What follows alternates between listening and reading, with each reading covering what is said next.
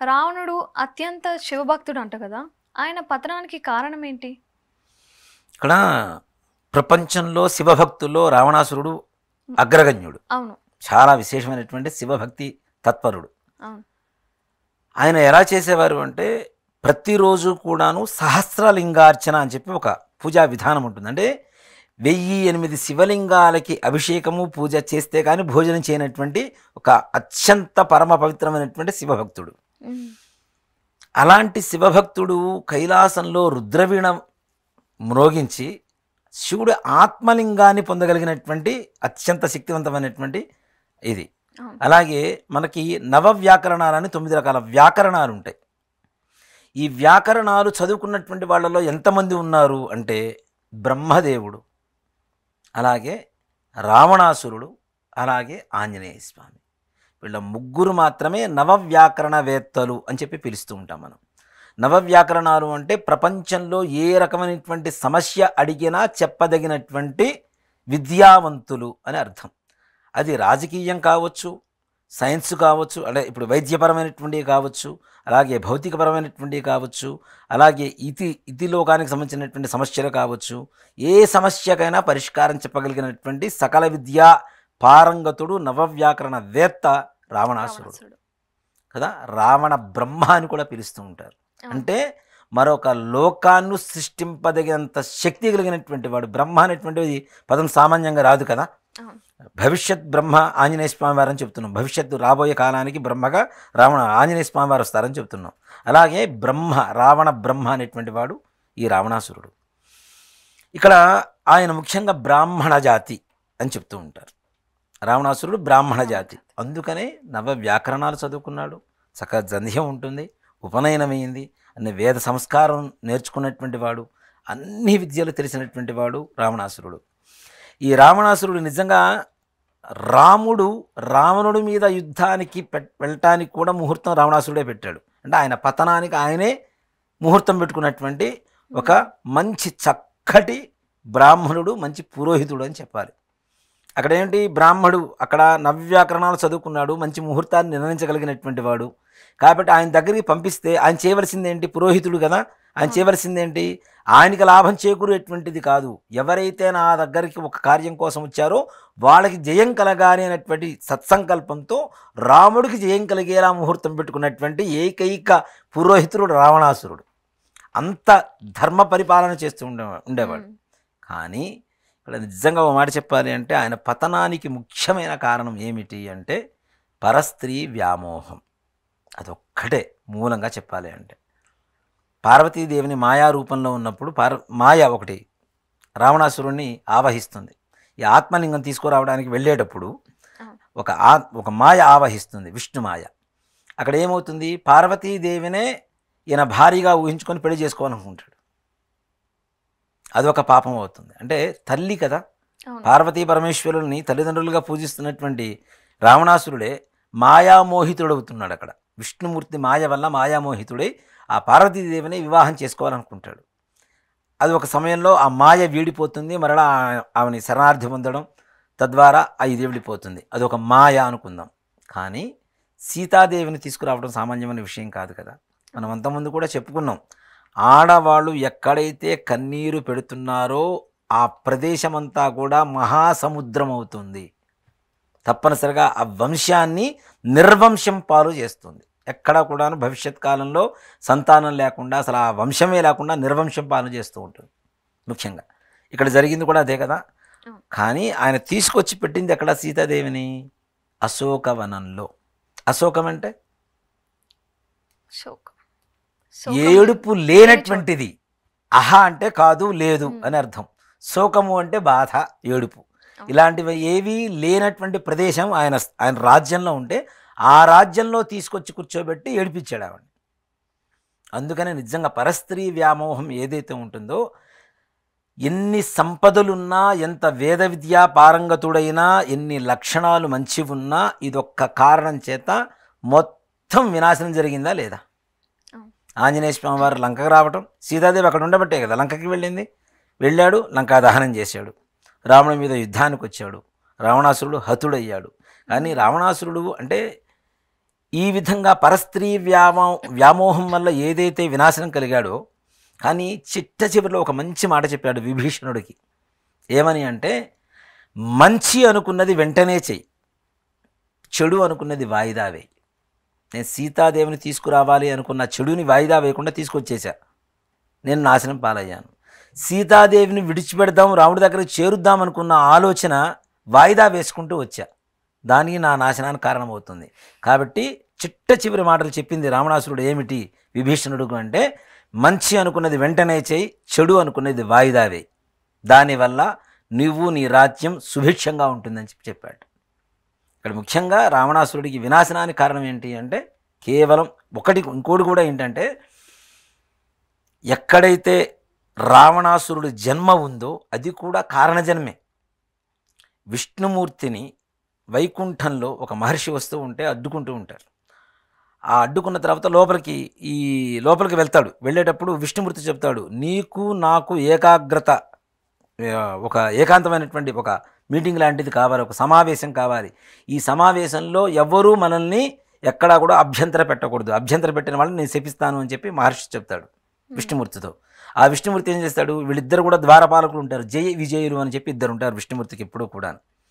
ఈ ద్వారపాలకులు ఇద్దరు కూడా బయట ఉంటారు. దీంట్లో ఉన్నప్పుడు ఈ నారదుడు వస్తాడు, లోపలికి వెళ్తానంటాడు.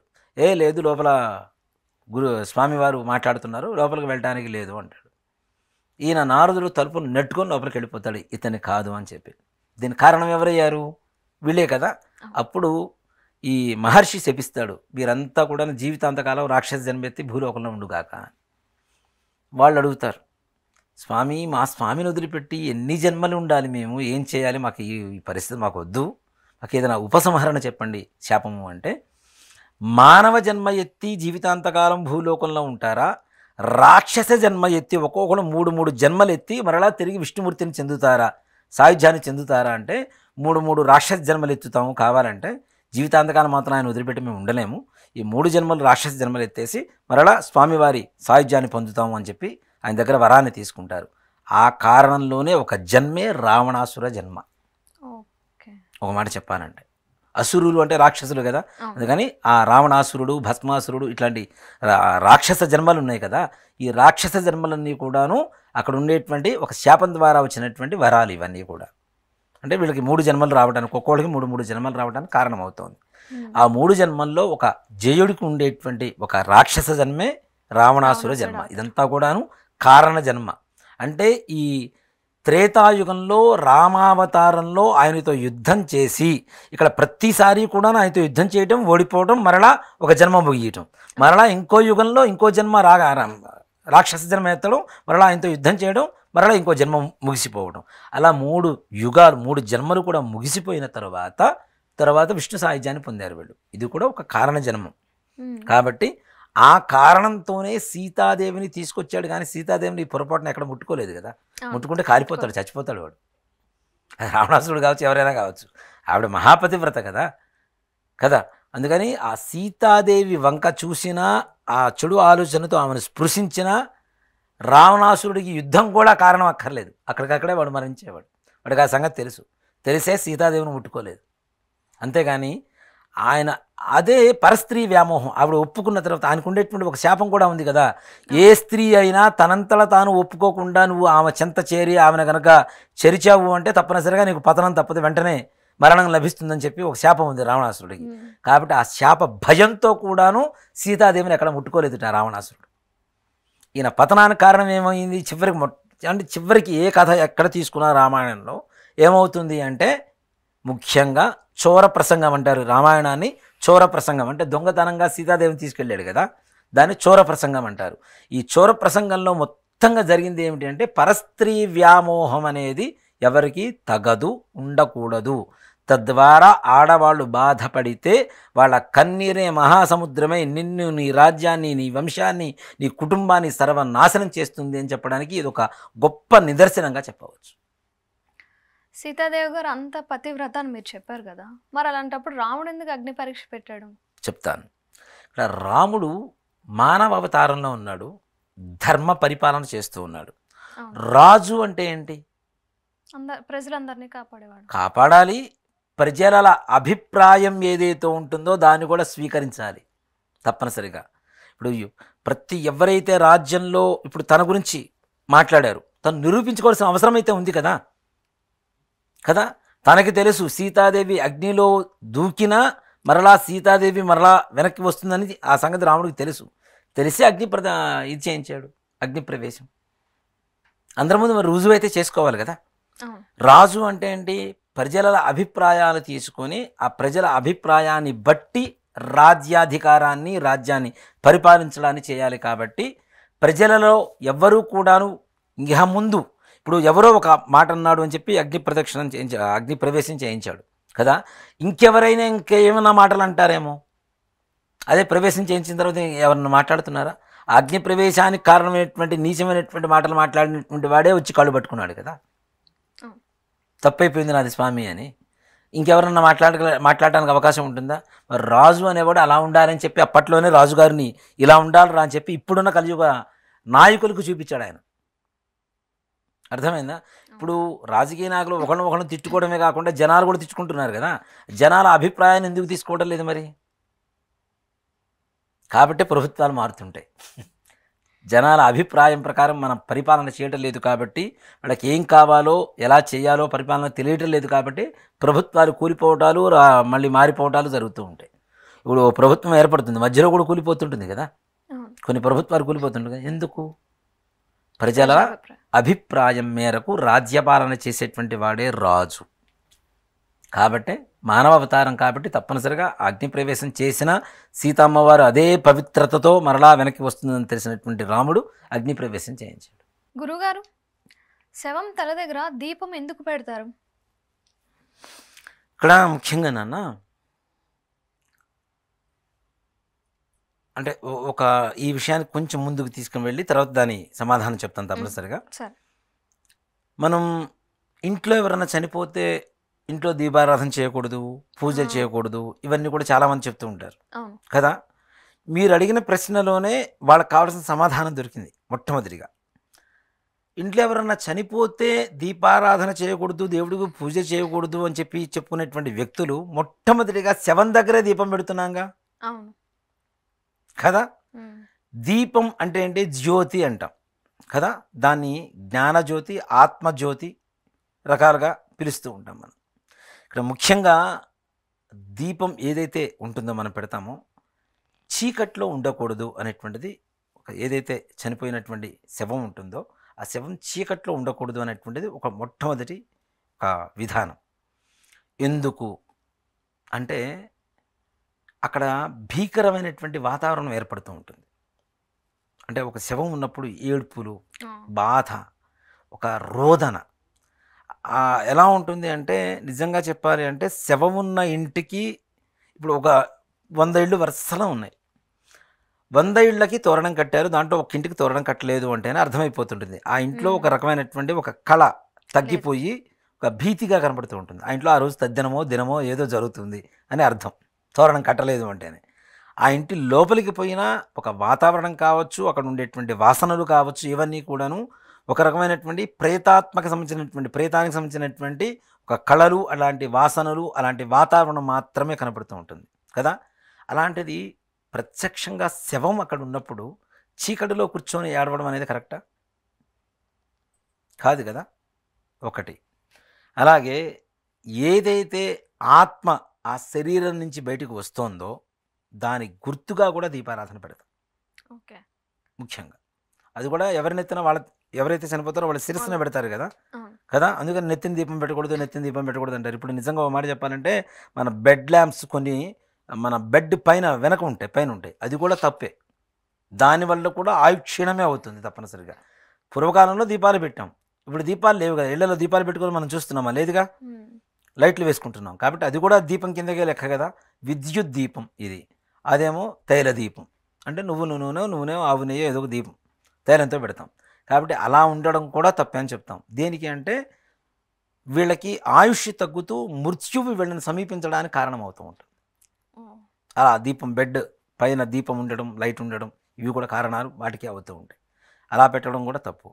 అంతేకాకుండా దీపం ఎందుకు పెట్టాలి అంటే ఇక్కడ ముఖ్యంగా ఎవరైతే చనిపోయి ఉన్నారో వాళ్ళు జ్యోతి స్వరూపంలోకి మారిపోతారు. ఆ జ్యోతి ఏదైతే దీపం ఉంటుందో ఆ జ్యోతి స్వరూపంలోకి మారిపోతూ ఉంటారు. వచ్చిన వాళ్ళందరినీ కూడాను ఆ ఆత్మ అక్కడ చూసుకోవడానికి అవకాశంగా ఉండేటువంటి ఒక రూపమే జ్యోతి రూపం. ఓకే. ఎవరు వచ్చారు, ఎవరు రాలేదు, ఒక ప్రతి ఒక్కళ్ళకి ఒకళ్ళ మీద ప్రేమ, అభిమానం ఇవన్నీ ఉంటాయి కదా. ఇప్పుడు నాకు బాగా ఇష్టమైనటువంటి వ్యక్తి వస్తే చనిపోయిన తర్వాత వాడు వస్తేనే వీడి ఆత్మ ఘోష కూడా తగ్గుతుంది అవును అంటారు కదా. అలానే చనిపోయేటువంటి సమయంలో ఇప్పుడు మా పూర్వీకులు కొంతమంది ఉన్నారు, యాగాలు యజ్ఞాలు చేసేటువంటి వాళ్ళు ఉన్నారు కొంతమంది. వీళ్ళు ఏం చేస్తూ ఉంటారంటే వాళ్ళకి మరణం ముందుగా తెలుస్తున్న సమయంలో, భవిష్యత్ ఇంకా కొద్దిసేపట్లో నేను చనిపోతాను అనుకునేటువంటి సమయంలో, మా ముత్తాత గారు ఉన్నారు ఒక ఆయన. ఆయన యజ్ఞయాగాదులు బాగా చేసేవారు. హోమం చేసేటప్పుడు నెయ్యి వేస్తాం కదా ఇట్లా మనం కట్టెలతో, సృక్సృవాలం అంటారు. అవన్నీ కూడాను ఆయన యాగం చేసినప్పుడు ఆ యాగంలో వాడినటువంటి ఆ సృక్సృవాలు, దర్భ ఇవన్నీ కూడాను తన శరీరంలో ఎక్కడ ఏ భాగం దగ్గర ఏవేవి పెట్టాలో ముందుగా చెప్పిన తర్వాత గంటకు చనిపోయారు ఆయన. ముందుగా తెలుస్తుందా? ముందుగా చెప్పి గంట తర్వాత ఆయన చనిపోయారు. అరే ఇవి ఇక్కడ పెట్టండి రా, ఇవి ఇక్కడ పెట్టండి రా అని. ఇప్పుడు చూడండి చిట్ట చివరిలో కొంతమందికి ఆస్తి పంచుతూ ఉంటారు హాస్పిటల్ బెడ్ మీద ఉండి కూడా. అవునా? ఎలా అంటే వాళ్ళ అవసాన దశ ఏంటనేది వాళ్ళకి అర్థమైపోతూ ఉంటుంది.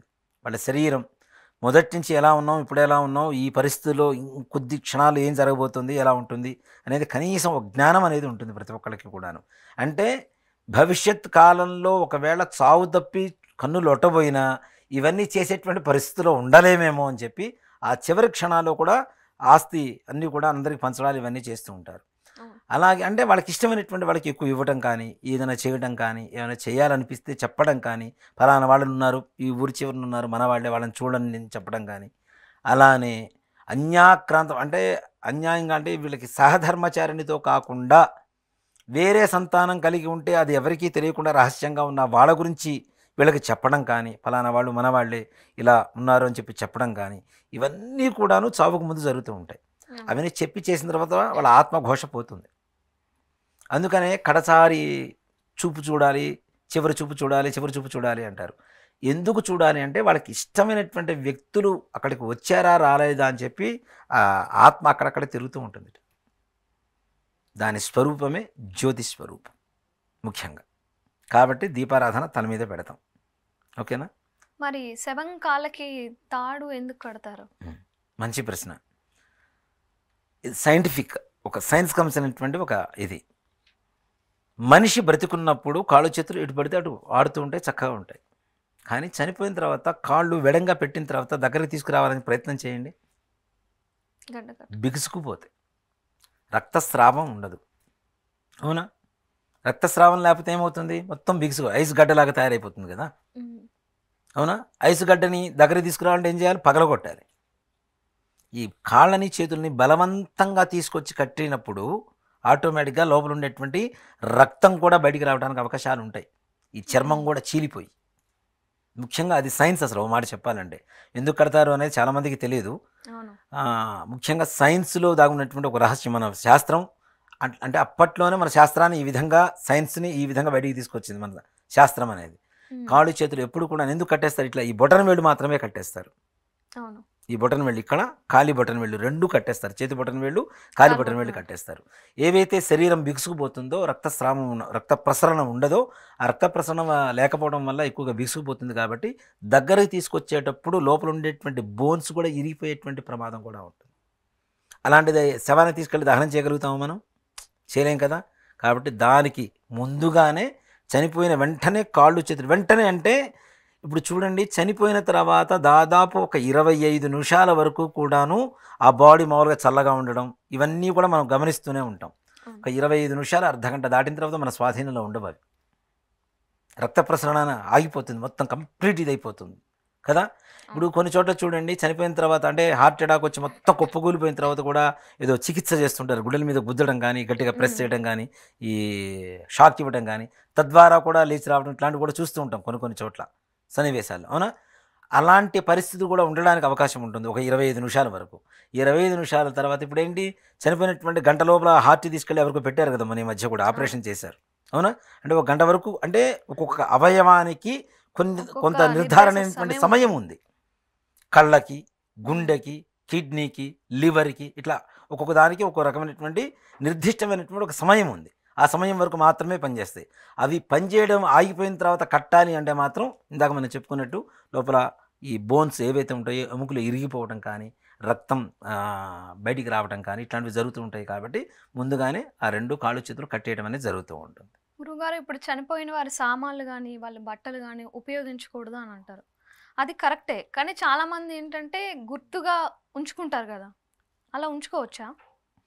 ముఖ్యంగా అమ్మ, చనిపోయినటువంటి సమయంలో వాళ్ళ వంటి మీద ఉండేటువంటి వస్తువులు వాడకూడదు అనేటువంటిది శాస్త్రం.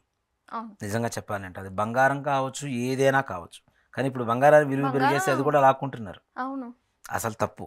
ఎవరైతే ఎలా అయితే చనిపోయారో అలానే తీసుకుని వెళ్ళాలి. తీసుకుని వెళ్ళిన తర్వాత శ్మశానానికి వెళ్ళిన తర్వాత వంటి మీద ఉండేటువంటి మొలతాడుతో సహా మొత్తం తీసేస్తారు. అవి ఎవరు తీసుకుంటారు? వాళ్ళు తీసుకోవడానికి వాళ్ళకి మాత్రమే అధికారం ఉంది. సొంత కొడుకు కూడా ఆ వంటి మీద ఉండేటువంటి బంగారానికి కూడా అధికారం లేదు. ఒక మాట చెప్పాలి, ఇప్పుడు అలా చేయట్లేదు కదా, ఒంటి మీద ఉన్న బంగారం తీసేసుకుంటున్నారు. అదే చెప్తున్నా, తీసేసుకుంటున్నారు. కానీ అది కూడా కరెక్ట్ కాదు. ఎలా అయితే చనిపోయారు, ఇప్పుడు నిజంగా చెప్తున్నాను, శరీరంలో ఒంట్లో బాగాలేదు, బాగా క్షీణ దశకు వచ్చేసారు. ఆ సమయంలో కూడా కొన్ని ఆభరణాలు వాడు ఒంటి మీద వేసుకొని ఉంటారు. అంటే వాళ్ళకి ఎంత ఇష్టం? అది ఇష్టం ఉంటేనే కదా చనిపోయే సమయంలో కూడా ఆభరణాలు వేసుకొని మరీ చనిపోవడానికి. హాస్పిటల్లో ఉన్న ఇప్పుడు మొత్తం తీసేస్తారు. నిజంగా చెప్పాలి అంటే ఆ గొలుసు ఎక్కడుంది, ఈ నెక్లెస్ ఎక్కడుంది, ఈ ఉంగరం ఎక్కడుంది తీసేస్తారు కదా హాస్పిటల్లో. వీళ్ళు మానసికమైనటువంటి స్థితి కరెక్ట్గా ఉండదు. అంతా బాగైన తర్వాత అయినా సరే తప్పనిసరిగా వెతుక్కుంటారు ఎక్కడెక్కడ ఉన్నాయో. లేదా కొడుకుల్లో కూతుళ్ళను అక్కడ ఉండేవాళ్ళను, అమ్మ నాది ఎక్కడుంది, నా వస్తువు ఉండాలి, ఇది ఎక్కడుంది, అది ఎక్కడుంది అని అడుగుతూ ఉంటారు. అంటే ఆ సమయంలో కూడా వాటి మీద ప్రీతికరమైనటువంటి ప్రేమ ఎక్కువగా ఉన్నటువంటి వస్తువుల మీద వాళ్ళతో ఇచ్చి పంపించాలి. కానీ నువ్వు లాక్కుంటానంటే ఎంతవరకు కరెక్ట్? అది కరెక్ట్ కాదు కదా. కాబట్టి వాళ్ళకి ఇష్టమైనటువంటి వస్తువులు వాళ్ళకి ఇవ్వడం అనేది కరెక్ట్. అందుకనే బంగారం ఇప్పుడు మనం కన్యాదానం చేస్తాం. ఇది చావు విషయం మనం మాట్లాడుతుంది శుభం. అంటే ఇలాంటివి ఏమైనా విన్నా ఆ దోషాలు పోవడానికి కూడా ఇది ఉపయోగపడుతుంది. మాట చెప్పాలి అంటే కన్యాదానంలో కూడా మనం సహిరణ్యోదక ధారాపూర్వక కన్యాదాన అహంకర్ష్యే అని చెప్పి చదువుతాం. సహిరణ్యోదకం అంటే హిరణ్యము అంటే బంగారం. బంగారంతో సహా నా కూతురు నీకు దానం చేస్తున్నానని చెప్తాడు అక్కడ. అవునా? అలాంటిది అంటే అక్కడ శుభ సమయంలో ఇస్తున్నాము, ఇక్కడ అశుభ సమయంలో కూడాను వాళ్ళ ప్రీతికరమైనటువంటివి వాళ్ళకి ఇచ్చి పంపించడం అనేది ఒక పద్ధతి. అవి మనం లాక్కొని పంపించడం అనేది మాత్రం కరెక్ట్ కాదు. అలాగే వాళ్ళ వస్తువులు ఉంటాయి, ఒంటి మీద కాకుండా ఇంట్లో ఉండేటువంటి వస్తువులు అలా వాడుకోకూడదు అనుకుంటే ఇంట్లో వాడు ఇచ్చిన ఆస్తి కూడా వాడుకోకూడదు లెక్క ప్రకారం. అంతే కదా, అంతే. పూర్వకాలం నుంచి వస్తున్నటువంటి ఆస్తి కూడా వాడుకోకూడదు. వాడు చనిపోయిన తర్వాత వాళ్ళ పేరు మీద ఉంది మనం రాయించుకోకూడదు, మనం చేసుకోకూడదు, మన పరం చేసుకోకూడదు, మనం అమ్ముకోకూడదు, వాటిని అనుభవించకూడదు. మిగిలిన వస్తువులు ఏవైతే ఉంటాయో వాళ్ళ గుర్తుగా ఉండేటువంటి వస్తువులు, ఆ వస్తువులు ఇంట్లో ఉండవచ్చు చక్కగా.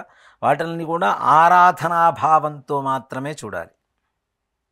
ఏదైతే మన అమ్మని, మన తండ్రిని, తల్లిదండ్రులని ఎలా అయితే బ్రతుకున్నప్పుడు ఆరాధనా భావంతో చూస్తామో వాళ్ళ వస్తువులను కూడా అలానే. అంటే భవిష్యత్ తరాలకి ఫలానా వస్తువు మా అమ్మదిరా, ఫలానా వస్తువు మా నాన్నదిరా.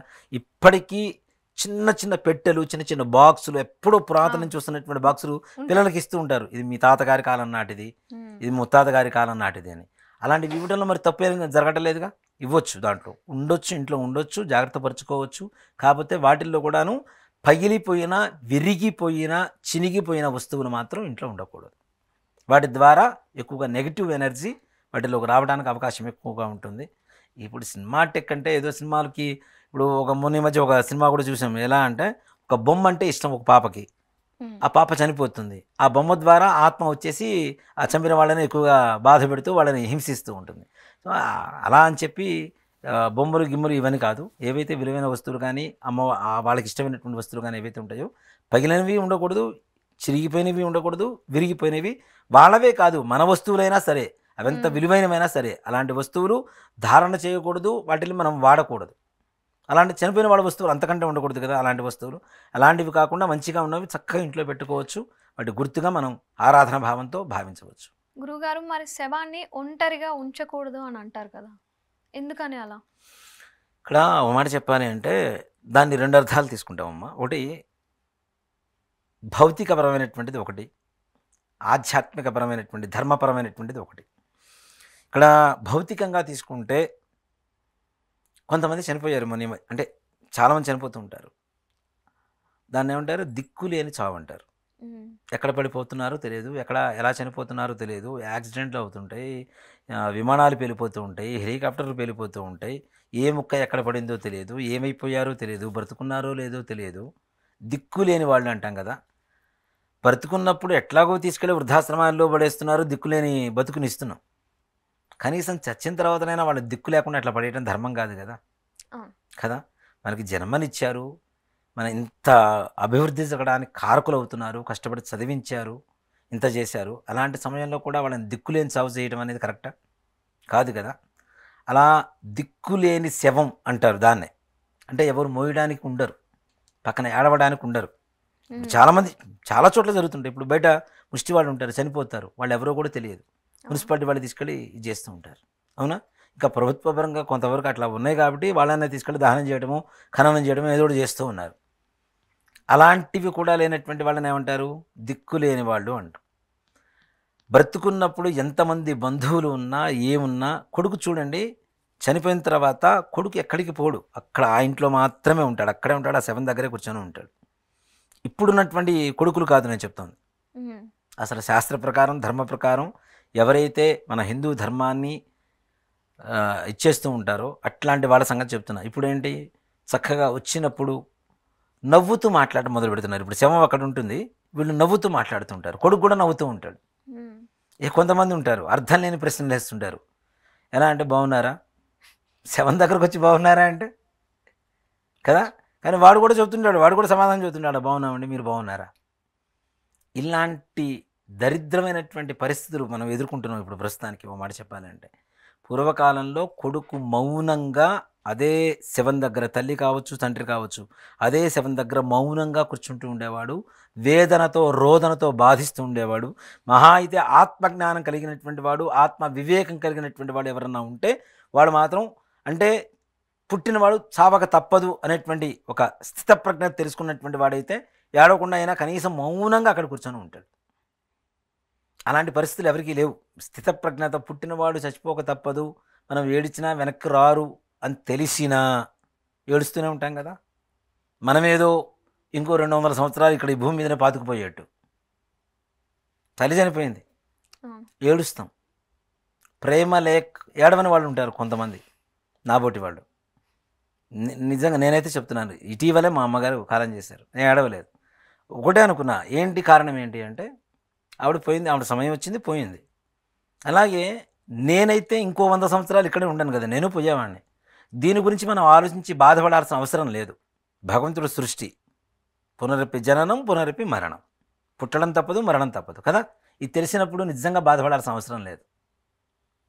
నిజంగా అమ్మ, దాంట్లో అనుమానమే లేదు, ఎవ్వరు బాధపడాల్సిన అవసరం లేదు. అదే మనుషులతో ఉన్న సంబంధం వల్ల ఆటోమేటిక్గా బాధ అనిపిస్తుంది. ఎంతవరకు బంధం తెగిపోతుంది. నిజంగా చెప్తా, ఓకే బంధం ఉంది, అమ్మ చనిపోయింది, మా అమ్మ చనిపోకముందు నిత్యం స్నానం చేశా, నిత్యం మంచి బట్టలు వేసుకున్నా, నిత్యం కడుపారా అన్నం తిన్నాను, అన్ని పనులు చేసుకుంటూ ఉన్నాను. మా అమ్మగారు చనిపోయారు, నేనేమైనా ఆపేశానా? మరి మా అమ్మగారితో ఉన్న బంధం అయితే నేను అక్కడే కూర్చొని ఏడుస్తూనే కూర్చోవాలి కదా. ఆ బంధం మరి ఏమవుతుంది? ఇక్కడ బంధం అనేది ఈ జీవితం అనేటువంటి ఒక దీంట్లో చాలామంది చెబుతుంటారు, సినిమాలో కూడా రంగస్థలం అంటారు కదా. లోకం అనేటువంటి, భూలోకం అనేటువంటి రంగస్థలంలో, జీవితం అనేటువంటి నాటకంలో ఏ పాత్రలు అయితే ఉంటాయో ఆ పాత్రలు ముయ్యక తప్పదు. వాటి గురించి మనం చింతించి కూడా పెద్దగా చేయగలిగిందంటూ ఏమీ ఉండదు. బాధ అనిపిస్తుంటుంది తప్పనిసరిగా. అది ఎంతవరకు అంటే, పోయింది, ఓకే మన నుంచి దూరమైంది, ఇహ మీదట ఆమె పరంగా ఆమె ఇంతకాలం చేసినటువంటి, ప్లీజ్ డోంట్ బీ ఎమోషన్, ఇంతకాలంగా ఆమె చేసినటువంటి ధర్మం ఏంటి, ఆమె మా తోబుట్టువులకి ఏం చేసింది, అది నేను ఎలా చేయాలి, ఇది ఒక్కటే నా కర్తవ్యం. అప్పుడు నిజంగా ఆవిడ ఆనందిస్తుంది. ఆవిడ ఆత్మఘోష తగ్గుతుందా లేదా? ఆవిడ కూతురులని ఇంకా నాకు అన్నదమ్ములు లేరు చెప్తున్నా, ఉంటే నా అన్నదమ్ముల్ని కానీ నా అక్కచెల్లెలను కానీ ఆవిడ ఎంత ప్రేమగా చూస్తుందో, ఎంత ప్రేమగా మాట్లాడుతుందో, వాళ్ళకి ప్రేమగా ఏవైతే పెడుతూ ఉంటుందో అదే ప్రేమతో నేను కూడా మా అక్కచెల్లెలని మా అన్నదమ్ములని చూస్తే ఆవిడ ఏ లోకంలో ఉన్నా ఆవిడ ఆత్మఘోష తగ్గి ఆత్మ సంతృప్తి కలుగుతుందా లేదా? ఆవిడ కోరిక అదే కదా, కొడుకులను చూడాలి, పిల్లల్ని చూడాలి, అదే కదా కోరిక. సో అది చేసినప్పుడు ఏ రకమైనటువంటి ఇది ఉండదు. ఇక్కడ ముఖ్యంగా మనం చెప్పుకునేటువంటి విషయం ఏంటి అంటే, అలా దీనంగా ఒక్క శవాన్ని వదలకూడదు అని చెప్పడానికి కారణం అదే అవుతుంది. అంతేకాకుండా ఇక్కడ మనం జ్యోతి పెడుతూ ఉన్నాం. అక్కడ దీపారాధన పెట్టాం ఇందాక. తల నెత్తి మీద దీపారాధన పెడుతుంటారు శిరోభాగంలో. అక్కడ ఎవరొచ్చారు ఎవరు రాలేదు అని చెప్పి అక్కడ ఆత్మ ఘోషిస్తూ చూస్తూ ఉన్నటువంటి సమయంలో ఎవరు లేకుండా ఒక్కడనే వదులుతూ ఉంటే ఆ ఆత్మ ఇంకా ఘోష పెరుగుతూ ఉంటుంది. నాకంటూ ఎవరూ లేరే, నేను ఒక్కదాన్నే ఉన్నాను, నేను ఒక్కడనే ఉన్నాను, నాకంటూ ఎవరూ లేరు అని చెప్పి అక్కడ ప్రేతాత్మ రూపంలోకి వెళ్ళిన తర్వాత వాళ్ళ ఆలోచన విధానం వేరే ఉంటుంది. అది కూడా ప్రేతాత్మ కూడా సూక్ష్మ రూపంలో మాత్రమే ఉంటుంది, ఇంతే ఉంటుందిట, సూక్ష్మ రూపంలోనే ఉంటుంది. వీళ్ళ ఆలోచన విధానం మారుతుంది. దీనివల్ల ఏమవుతుంది అంటే వేరే వాళ్ళ ద్వారా ఆవాహితం అవ్వటం కానీ, వేరే వాళ్ళ శరీరంలోకి లేదా వీళ్ళకి తోడుగా ఇంకో వాళ్ళని తీసుకెళ్ళడం కానీ జరుగుతూ ఉంటుంది. తప్పనిసరిగా చాలా చోట్ల గమనిస్తూనే ఉంటాం. అందుకనే శవాన్ని ఒంటరిగా ఉంచకూడదు. శ్మశానానికి కూడా ఎవ్వరూ లేకుండా కొడుకు ఒక్కడే పోతాడు చివరికి. చాలామంది చూస్తుంటాం, అందరూ ఏదో ఒక వ్యాన్ ఎక్కిస్తారు, అక్కడితో మా డ్యూటీ అయిపోయింది, మీకు మాకు కట్, వెళ్ళిపోతుంటారు కదా. వెళ్ళిపోయి కొడుకు మాత్రం శ్మశానానికి వెళ్ళిపోయి అక్కడ ఉండేటువంటి కూలి వాళ్ళతోనో ఎవరితోనో ఆ శవాన్ని దింపించుకొని దహన సంస్కారాలు చేసి ఒక్కడే ఇంటికి వస్తూ ఉంటాడు. కర్మ చేసేటువంటి వాడికి కూడా ఒక్కడే వెళ్ళకూడదు, ఒక్కడే రాకూడదని శాస్త్రం చెప్తా ఉంది. ఇప్పుడు కర్మ చేసేటువంటి కొడుకు ఉంటాడు కదా, వాడు కూడా ఒంటరిగా వెళ్ళకూడదు శ్మశానానికి, ఒంటరిగా రాకూడదు ఇంటికి కూడా. ఎందుకు అంటే అంతకుముందు కూడా మనం చెప్పుకున్నాం, ఎవరైతే ఆత్మ శరీరాన్ని దహనం చేసిన తర్వాత సూక్ష్మ రూపంలోకి వస్తారో ఆ సూక్ష్మ రూపం కర్మ చేసేటువంటి వాడి కర్త కొడుకు ఎవరైతే ఉంటారో వాళ్ళ శరీరంలోకి ఆవాహనం అవుతుంది. కాబట్టి వాడిని కూడా ఒంటరిగా వదలకుండా ఉండాలి అని చెప్పేది శాస్త్రం. ఇక్కడ ఏంటి, ఆత్మ ఏదైతే మన చుట్టూ తిరుగుతున్నంత కాలంలో కూడాను దాన్ని ఒంటరిగా వదలకూడదు అని చెప్పేదే మన హిందూ ధర్మం. గురుగారు, నేను ఈ మధ్యనే శివాలయంకి వెళ్తున్న మధ్యలో ఫుట్పాత్ అక్కడ ఒక మనిషి చనిపోయి ఉన్నాడు. ఓకే, ఇంకా శవమానే అనుకున్నా నేనైతే. అక్కడ ఒక 2-3 ఉన్నారు. ఇప్పుడు అది శవమా, నేను గుడికి వెళ్ళాలా వద్దా అంటే, శవం చూసిన తర్వాత గుడికి వెళ్ళకూడదు అంటారు కదా, వెళ్ళాలా వద్దా అని ఆలోచించుకుంటున్నాను. రిటర్న్ వచ్చేసరికి పోలీసులు వచ్చి ఆ శవాన్ని తీసుకెళ్ళిపోయారు. సో శవం చూసి మరి గుడికి వెళ్ళడం కరెక్టా కాదా? ఇందాక మనం ఏం చెప్పుకున్నాం, ఫస్ట్ శవం అంటే శివుడు. శవాన్ని చూసిన తర్వాత శివాలయానికి వెళ్ళి దీపారాధన నమస్కారం చేసుకొని రావాలి అని చెప్తున్నాం మనం. మరి అలా అయితే శవాన్ని చూసినప్పుడు తల దించుకోవాలి, లేకపోతే కళ్ళు మూసుకోవాలి అని అంటారు కదా. కళ్ళు మూసుకోవాలని ఎవరు చెప్పారు నాన్న? చాలా మంది అంటారు, అటువైపే చూడకూడదు అని కూడా అంటారు. అలా ఏం లేదు. కొందరేమో దండం పెట్టుకోమంటారు. నిజంగా నేను చెప్తున్నా కదా, చనిపోయినటువంటి వాళ్ళని మనం చనిపోయిన తర్వాత పితృదేవతలను పిలుస్తూ ఉన్నాం. అలాగే కొన్ని మతాలు కొన్ని సంప్రదాయాలు ఉన్నాయి, కనీసం మోయటం అయినా చేస్తూ ఉంటారు, అవునా? అది కూడా మానవత ధర్మం. అది ధర్మాన్ని ఎవ్వరు కాదంటానికి లేదు. అదే చెప్తున్నా కదా, మనమే బ్రతుకుంటాం అనుకునేటువంటి మూర్ఖులు ఎవరైతే ఉంటారో అట్లాంటి వాళ్ళు ఇట్లాంటివి లేనిపోని కొత్త కొత్త ఆచారాలు తీసుకొస్తుంటారు. శవం వైపు చూడొద్దు, శవాన్ని ఇచ్చేయొద్దు అని. శవం ఎంతవరకు ఉంటుంది? కొంతకాలమే కదా, కొంత సమయమే, కాలం కూడా కాదు, కొంత సమయం. ఆ సమయం వరకు మాత్రమే ఉంటుంది.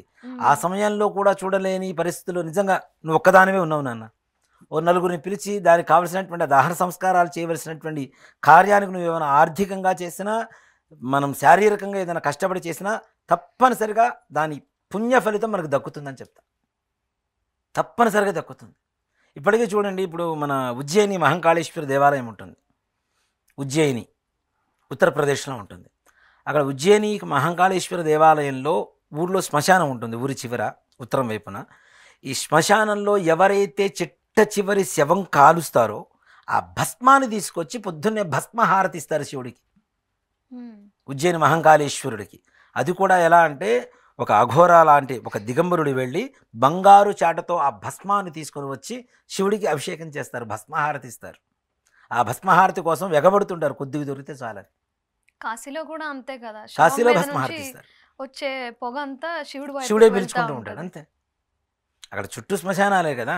కాశీలో అంటే ఇంకా దాన్ని చెప్పాల్సిన అవసరం లేదు. కాశీని చెప్పేటువంటి సంకల్పం కూడా మహాశ్మశానే అని చెప్తాం మనం. ఇప్పుడు మనం శ్రీశైల ఈశాన్య ప్రదేశ్, కృష్ణా గోదావరి మధ్యప్రదేశ్ ఇట్లా చెప్పుకుంటూ ఉంటాం కదా మనం. అట్లా వాళ్ళు మహాశ్మశానం అనే చెప్తారు కాశీ క్షేత్రాన్ని మొత్తాన్ని కూడాను. మహాశ్మశానంలో మహాపరమేశ్వరుడు అక్కడ ప్రతిష్ఠితమై ఉన్నాడు. కాబట్టి దహనాన్ని చుట్టం అనేది తీసి పక్కన పెడితే ఆడవాళ్ళు చూడకూడదు అనేటువంటిది ఒక శాస్త్రం ఉంది. కాబట్టి దహన సంస్కారాలకు కావాల్సినటువంటి ఆర్థిక సహాయం కానీ ఏదైనా శవాన్ని చూస్తే తప్పు అనేది మాత్రం కాదు. ఎక్కడా కూడా తప్పు అనేది ఏ శాస్త్రంలో చెప్పలేదు. నిజంగా అనాథ శవాలకి ఏదైనా దహన సంస్కారాలు చేస్తే ఆ పుణ్యం మనకి, మన కుటుంబానికి, మన వంశానికి తప్పనిసరిగా పుణ్యంలో అంటే మనకి భవిష్యత్ తరాలకి కావలసినటువంటి పుణ్యాన్ని మనం సంపాదించుకుంటున్నాం. పరమేశ్వరుడు ఈ శవం ద్వారా ఆ సంకల్పం, ఆ పుణ్యాన్ని మనకి ఇవ్వాలనేటువంటి సంకల్పాన్ని పరమేశ్వరుడు చేశారని చెప్పి అర్థం చేసుకోవాలి మనం. గురుగారు, దహన సంస్కారాలకి ఆడవాళ్ళు వెళ్ళొచ్చా? ఓ మాట చెప్పాలి అంటే అది ప్రాంతాచారం అని చెప్తూ ఉంటాం ముఖ్యంగా. కానీ శాస్త్రం వేరు, ప్రాంతాచారం వేరు. ఇప్పుడు ఒక్కొక్క ప్రాంతంలో ఒక్కొక్క ఆచారం ఉంటుంది. ఇప్పుడు మహారాష్ట్ర ఒక ఆచారం, కర్ణాటక ఒక ఆచారం, మన తెలంగాణ ఒక ఆచారం. ఒకప్పుడు మన తెలుగు రాష్ట్రాలు రెండు కలిసే ఉన్నాయి, తెలంగాణ, ఆంధ్రప్రదేశ్. కానీ ప్రాంతాచారం, ఒకే రాష్ట్రంలో ఒక ప్రాంతానికి ఒక ఆచారం ఉంది అప్పట్లో. అలానే ఒక్కొక్క రాష్ట్రానికి, ఒక్కొక్క దేశానికి వాళ్ళకు ఉండేటువంటి ఆచారాన్ని బట్టి మనం వ్యవహరిస్తూ ఉంటాం. కానీ ఒక ధర్మం, ఒక శాస్త్రం ప్రకారం తీసుకోవాలి అంటే, మన హిందూ ధర్మం ప్రకారం తీసుకోవాలి, గరుడ పురాణాన్ని ప్రధానంగా తీసుకొని చేయాలి అంటే ఆడవాళ్ళు శ్మశాన ప్రవేశం అనేది ఒక్కసారి జరుగుతుంది. ఎప్పుడు అంటే వాళ్ళు శవమైనప్పుడు, ఎప్పుడైతే చనిపోతారో వాళ్ళు అప్పుడు మాత్రమే శ్మశాన ప్రవేశం ఉంటుంది. అంతవరకు శ్మశాన ప్రవేశం లేదు. ఎందుకు అనేది చాలామందికి అనుమానం. అవునా? ఇక్కడ మీకు ఒక మాట చెప్పాలి అంటే, ఆత్మఘోష, గాలి పట్టడం, గాలి వీళ్ళ మీదకి వచ్చింది అని చెప్తూ ఉంటారు కదా. ఇవన్నీ ఎక్కువగా ఎవరికి జరుగుతుంటాయి? ఆడవాళ్ళకి జరుగుతుంది కదా, మగవాళ్ళకి జరగవు తొందరగా. ఎందుకు? దీంట్లో చాలా కారణాలు ఉంటాయి, చెప్తా. ఆడవాళ్ళ మనస్సు చాలా సున్నితమైనది కదా, టూ మచ్ సెన్సిటివ్. అంత సెన్సిటివిటీ ఉన్న మైండ్ సెట్ ఉన్నటువంటి వాళ్ళు, మనసు ఉన్నటువంటి వాళ్ళు శవాన్ని దహనం చేస్తూ ఉంటే చూడగలుగుతారా? చూడలేరు. ఆవేశంతో ఏమైపోతారు వాళ్ళు కూడా, దాని మీద పడిపోయేంత సెన్సిటివిటీ ఉంటుంది వీళ్ళకి, అంత ఎమోషనల్గా ఇదైపోతారు. అవునా? అది ఒక కారణం అవుతుంది. అలాగే శ్మశానంలో ఉండేటువంటి ఆత్మలు ఏవైతే ఘోషలుగా ఉంటాయో, కర్మలు జరుగుతుంటాయి, శ్మశానంలో కర్మలు జరుగుతుంటాయి, దహనాలు జరుగుతుంటాయి. ఇది ఒక్క శవమే కాదు, ఇంకా ఇతర శవాలు దహనాలు జరుగుతూ ఉంటాయి. వీటిల్లో కొంతమంది సంపూర్ణమైనటువంటి ఆయుష్, సంపూర్ణమైనటువంటి కోరికలు తీరకుండా చనిపోయినటువంటి వ్యక్తులు చాలామంది ఉంటారు. ఇది ఉందా లేదా అంటే ఉందనే చెప్తా. 100% దేవుడు ఉన్నాడు అనేది నమ్మితే దయ్యం ఉంది అనేది కూడా నమ్మాల్సిందే తప్పనిసరిగా. ఈ ఆడవాళ్ళు ఏం చేస్తారు అంటే, ఎక్కువగా తలస్నానం చేసి శిరోజాలు మొత్తం విరబోసుకొని ముడి వేసుకోకుండా అక్కడికి వెళ్ళటం ద్వారా ఎక్కువగా, ముఖ్యంగా ఒక ఆత్మ కానీ ఒక గాలి కానీ వీళ్ళని ఆవహించాలి అంటే వీళ్ళకి కొన్ని రకాల ప్రదేశాలు ఏవైతే ఉంటాయో ఆ ప్రదేశాల ద్వారానే వీళ్ళ శరీరంలోకి రావడం అనేది జరుగుతుంటుంది. మరి చూడండి, ముఖ్యంగా ఏం చేస్తాం, శవాన్ని తగలబెట్టినప్పుడు కపాల మోక్షం అని చెప్పి ఒకటి ఉంటుంది. అంటే మనం అక్కడ తలకొరువు పెట్టేసి కొడుకు కూడా దూరంగా వస్తాడు. వచ్చిన తర్వాత అక్కడ ఉండేటువంటి ఎవరైతే కాటి కాపరి ఉంటాడో చెప్తాడు, ఆ కపాల మోక్షం అనేది స్నానం చేయండి అని చెప్తాడు. ఆ తర్వాతనే స్నానం చేస్తారు. అవునా? అంటే కపాలం అంటే అక్కడ పైదే కదా, ఈ శిరోభాగం కదా. ఈ శిరోభాగంలో ఉండేటువంటిది ఏంటి? ఎక్కువగా కేశాలు. ఆడవాళ్ళు ఎప్పుడైతే జుట్టు మొత్తం విరబోసుకొని తలస్నానం చేసి ఆయా ప్రదేశాల్లో తిరుగుతుంటారో అక్కడ ఉండేటువంటి ఆత్మఘోష కలిగినటువంటి ఆత్మలు వీళ్ళని ఆవహించడానికి ఎక్కువగా అవకాశం ఉంటుంది. అందుకేనా పెద్దవాళ్ళు ఎప్పుడు జుట్టు ముడి వేసుకోండి, నూనె పూసుకోండి, కాళ్ళకి కాటుకు పెట్టుకోండి. అవునా? కొద్దిగా కాళ్ళకి కాటుకు పెట్టుకోమని చెప్తుంటారు. ఇలాంటివన్నీ ఎందుకు అంటే, ఇలాంటివి ఇప్పుడు మనం ప్రయాణం చేస్తుంటాం, పోనీ శ్మశానానికి పోతేనే పడతాయా, బయట తిరిగితే పట్టవా అంటే, అందుకనే ఆడపిల్లల్ని ఒక సమయం అనేది, ఒక నిర్ణీత సమయం అనేది ఉండేది. ఈ సమయంలో ఇక్కడికి వెళ్ళమ్మా అని చెప్పి చెప్తూ ఉంటారు. ఎందుకు చెప్తూ ఉంటారంటే, ఆడవాళ్ళని కంట్రోల్ చేసేదో ఇంట్లో కూర్చోబెట్టి వంటింటి కుందేలాగా తయారు చేయాలని కాదు. వాళ్ళకు ఉండేటువంటి బాధల్ని నివారణ అంటే ఎక్కువగా తొందరగా వాళ్ళకి కలగకుండా ఉండేందుకు వీళ్ళకి ఒక నిర్ణీతమైనటువంటి సమయం, నిర్ణీతమైనటువంటి ప్రదేశాలకు మాత్రమే పంపిస్తూ ఉండేవాళ్ళు. దాన్ని రాను ఏం చేశారు అంటే, మగవాళ్ళ ఆధిపత్యం ఎక్కువయ్యి ఆడవాళ్ళని ఇంట్లోనే కట్టేస్తున్నారని చెప్పి ఒక విపరీతమైనటువంటి ఒక స్లోగన్స్ తీసుకొచ్చి పోరాడుతున్నారు. కానీ మగవాళ్ళ మీద అదేది కాదు. అందుకనే తోడు ఉండాలంటారు. ఇప్పుడు పుట్టిన వెంటనే తండ్రి, ఒక వయసు వచ్చేంత వరకు, వయసు అయిన తర్వాత వివాహం అయిన తర్వాత భర్త, వృద్ధాప్యంలో కొడుకు. ఇక్కడ ముగ్గురు మగవాళ్ళే తోడు ఉంటున్నారు కదా. అంటే వీళ్ళకేంటి, వీళ్ళని ఎక్కడెక్కడ తీసుకెళ్ళాలి, వీళ్ళు సున్నితమైనటువంటి వాళ్ళని చెప్పినప్పుడు మీరు ఒప్పుకున్నప్పుడు మరి వీటికి కూడా ఒప్పుకోవాలి. అవునా కాదు? మీరు రాక్షసులు అంటారా చెప్పండి, దానికి మేము కాదనే చెబుతాం. కాదు కదా. ఇక్కడ సున్నితమైనటువంటి మనస్తత్వం కలిగినటువంటి వాడు, సున్నితమైనటువంటి శరీరతత్వం కలిగినటువంటి వాడు కాబట్టి వీళ్ళని ఎక్కడ పడితే అక్కడికి తీసుకువెళ్ళడం కరెక్ట్ కాదు. కాబట్టి ఒక పక్కన ఒకళ్ళు బాధ్యత తీసుకునేటువంటి ఒక వ్యక్తిగా ప్రతి వయసులోనూ ఒక మగవాడు ఉండడం అనేది ఆనవాయితీగా మారింది. కాబట్టి శ్మశానానికి ఆడవాళ్ళు వెళ్ళటం అనేది నిషిద్ధమనే చెబుతాం. మీరు నిషిద్ధం చెబుతున్నాం, మేము వెళ్తాము అంటే దానికి మనం చెప్పగలిగింది ఏం లేదు. వాళ్ళకు ఉండేటువంటి ఆచారం అలాంటిది. దాని ఆచారాన్ని మనం ఎవరూ కూడా, ఒకటి చెప్తాను, శాస్త్రం కంటే కూడా ఆచారం చాలా గొప్పది. శాస్త్రం ఏంటి, ఇప్పుడు ఉంది నాన్న, శ్రీమంతం చేయండి అని చెప్పి శాస్త్రం చెబుతుంది. శ్రీమంతం చేయవచ్చా లేదా అని ఆ కుటుంబంలో ఉండేటువంటి సంప్రదాయం ఆచారం ఏదైతే ఉందో అది చెప్తుంది. ఎక్కడో పూర్వకాలంలో ఎవరికో శ్రీమంతం చేస్తే ఎవరికో ఏదో జరిగింది కాబట్టి ఆ ఇంట్లో శ్రీమంతం రద్దు. అలానే పుట్టినరోజులు కొంతమంది చేసుకోరు. అవునా? ఎందుకంటే ఎక్కడో పుట్టినరోజు జరిగిన రోజున ఏదో అశుభం జరిగింది కాబట్టి పుట్టినరోజులు రద్దు చేసుకుంటూ ఉంటారు. అంటే సంప్రదాయం ఆచారం ఈ రెండు కూడాను శాస్త్రానికంటే గొప్పవని చెప్తా తప్పనిసరిగా. కానీ ఆచారాన్ని తప్పుదో పట్టించి అదే ఆచారం అంటే మాత్రం తప్పనిసరిగా తప్పనే చెప్తా. ఆచారం ఉంది. ఇప్పుడు చాలామంది చెబుతుంటారు మాకు తద్దినాలు పెట్టే అలవాటు లేదండి. అలవాటు ఏంటది? పెట్టమని శాస్త్రం చెప్తుంది, ధర్మం చెప్తుంది. శాస్త్రం కూడా కాదు, ధర్మం చెబుతుంది. కొడుకై పుట్టినందుకు కర్మ చేసే తద్దినాలు పెట్టాలి. నేను గైలో పెట్టేసి వచ్చాను, కాశీలో పెట్టాను, రామేశ్వరంలో తద్దినం పెట్టేశాను, ఇంకా పెట్టొద్దని చెప్పారు మా పంతులు గారు. పెట్టిన వాడికి, చెప్పిన వాడికి బుద్ధి లేదు, విన్నవాడికి అంతకంటే బుద్ధి లేదు కదా. కాబట్టి ఇలాంటివన్నీ కూడాను జరిగే ప్రమాదాలు ఉన్నాయి. కాబట్టి ఆడవాళ్ళని శ్మశానానికి వెళ్ళటం, ప్రవేశం రద్దు అని చెప్తాం. గురుగారు, శివాలయంలో ప్రదక్షిణాలు చేయకూడదు అంటారు కదా, ఎందుకని? శివాలయంలో ప్రదక్షిణాలు చేయవచ్చా లేదా, చేస్తే ఎలా చేయాలి అనేది ఒక ప్రతి ఒక్కరికి ఉండేటువంటి అనుమానం.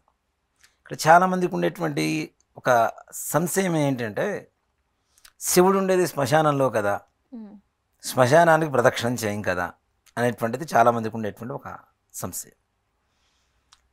ఈశ్వరుడు లేని ప్లేస్ అంటూ ఏదైనా స్థలం అంటే ఏదైనా ఉందే ప్రపంచంలో? ఈశాన సర్వ విద్యానాం ఈశ్వర సర్వభూతానాం బ్రహ్మాధిపతిర్ బ్రహ్మణోధిపతిర్ బ్రహ్మా శివోమే అస్తు సదాశివోం. ప్రపంచం మొత్తం కూడా శివుడే నిండి ఉన్నాడు అనేటువంటిదే మన భావన. అంటే భగవంతుడు. కొంతమందికి విష్ణుమూర్తి అంటారు. అంటే అవతారాలు ఏమైనా శక్తి ఒకటే కదా. ఈశ్వరుడైనా వెంకటేశ్వరుడైనా ఇద్దరూ ఒకటే. ఇక్కడ ముఖ్యంగా శివాలయంలో మరి ప్రదక్షిణాలు చేయవచ్చా లేదా అంటే, ఒక శవం అనేది ఒకటి తీసుకుందాం అమ్మ. శవం అంటే శివం అంటాం. అంటే శవాన్ని ఎక్కడికి తీసుకెళ్తాం? శ్మశానానికే తీసుకెళ్తాం. శ్మశానంలో ఉండేటువంటి వాడు ఈశ్వరుడు, భస్మధారుడు, కపాలధారుడు. అవునా? ఇక్కడ ముఖ్యంగా ఈశ్వరుడు కైలాసంలో ఉండేటువంటి ఒక పార్వతీ సమేతంగా ఉండేటువంటి ఈశ్వరుడు కేవలం ఒంటరిగా శ్మశానంలోనే ఎందుకు కూర్చుంటాడు అనేటువంటిది చాలామందికి ఇది. ఆయనకేం పని లేదా, శ్మశానంలోనే ఉంటాడా అని. ఇక్కడ మనం సంపాదించిన ప్రతి రూపాయి కూడాను, ఏ రూపాయి కూడా మనతో రాదు చనిపోయేటప్పుడు. పుట్టినప్పుడు ఏవైతే వస్త్రాలు, పుట్టిన తర్వాత మనం వస్త్రాలు, ఆభరణాలు, ధనం, ఐశ్వర్యం, ఇళ్ళు, భోగభాగ్యాలు ఏవైతే ఉంటాయో ఏవి కూడా మనతో రావు. పుట్టినప్పుడు ఎలా వస్తామో పోయేటప్పుడు కూడా అలానే వెళ్తాం. అవునా? ఇక్కడ ముఖ్యంగా నువ్వు సంపాదించినటువంటి సంపాదన కొడుకులు తీసుకుంటారు. అలాగే నీ ఆప్తమిత్రులు శ్మశానం దాకా వస్తారు, నీతో పాటు రారు. నీ కొడుకులు రారు, నీ భార్య రాదు, నీ తల్లిదండ్రులు రారు, నీ సహోదరులు రారు, నీ సహోదరి మనులు రారు, అక్కజెళ్ళిళ్ళు. అలాగే ఏవి కూడాను మనం తెచ్చుకున్నవి కానీ ఏవి కూడా మనం వెంట రావు. ఆ సమయంలో ఈ శవంలో ఉండేటువంటి ఆత్మ ఏమవుతుంది? ఒంటరిగా మారిపోతుంది కదా, ఒంటరిదైపోతుంది కదా. ప్రపంచంలో అందరూ నిన్ను వదిలేసినా నువ్వు ఎప్పటికీ ఒంటరివి కాదు, నేను నీకు తోడున్నాను అని చెప్పి శివుడు ఒళ్ళో ఈ మనిషిని పడుకోబెట్టుకొని జోరించడానికి మాత్రమే ఈశ్వరుడు ఆ యొక్క శ్మశానంలో నివాసిగా ఉంటాడు. అంటే చనిపోయిన తర్వాత మనతో ఉండేటువంటి వాళ్ళు ఎవరు? ఈశ్వరుడు. మరి అలాంటి ఈశ్వరుడు ఉండేటువంటి శివాలయం ఊరి మధ్యలో ఉండొచ్చా? ఉండకూడదు కదా. మరి కదా లెక్క ప్రకారం. అంటే శ్మశానం నుండి ఉండే కాటి కాపరిని తీసుకొచ్చి మనం ఇంట్లో పెట్టుకుంటామా? పెట్టుకోం. కానీ ఈశ్వరుడు సకలైశ్వర్య ప్రదాయకుడు. చాలామంది అనుకుంటూ ఉంటారు ఈశ్వరుడి దగ్గర ఏమీ ఉండదు, ఉండేదంతా విష్ణుమూర్తి దగ్గరే లక్ష్మీదేవి ఉంటుంది, ఐశ్వర్యం అంతా కూడా విష్ణుమూర్తిదే, భోగం అంతా కూడాను. అట్లానే మనకు కనబడే కళ్ళకు కూడా విష్ణు ఆలయాలు, వెంకటేశ్వర స్వామి వారి ఆలయాలు ఎక్కడున్నా వైభవపేతంగా ఉంటాయి. అలాగే శివుడి ఈశ్వర ఆలయాలు ఏవైతే ఉంటాయో అవన్నీ కూడాను పేలవంగా ఉంటాయి. ఎంతసేపటికి భస్మం ఇవి తప్పితే వేరే పెద్దగా కనపడవు. అంటే విష్ణువు అలంకార ప్రియుడు అని అలంకార ప్రియుడు కాబట్టి ఆయనకి ఎక్కువగా భోగాలు ఎక్కువగా కలుగుతూ ఉంటాయి. అలాగే ఈశ్వరుడు అభిషేక ప్రియో శివ. కొద్దిగా నీళ్లు పోస్తే చాలు మొత్తం మనకు ఉండేటువంటి పాపాలన్నీ కూడా నివారణ కలుగుతాయి. అందుకనే పూర్వకాలంలో శవదహనం చేసిన తర్వాత కూడా శివాలయంలో ఒక దీపం ఉంటుంది, అఖండ దీపం అని 24 గంటలు 365 రోజులు వెలుగుతూ ఉంటుంది. దాన్ని దర్శనం చేసుకున్న తర్వాత, స్నానం చేసి దర్శనం చేసుకున్న తర్వాత ఇంటికి వెళ్తూ ఉంటారు.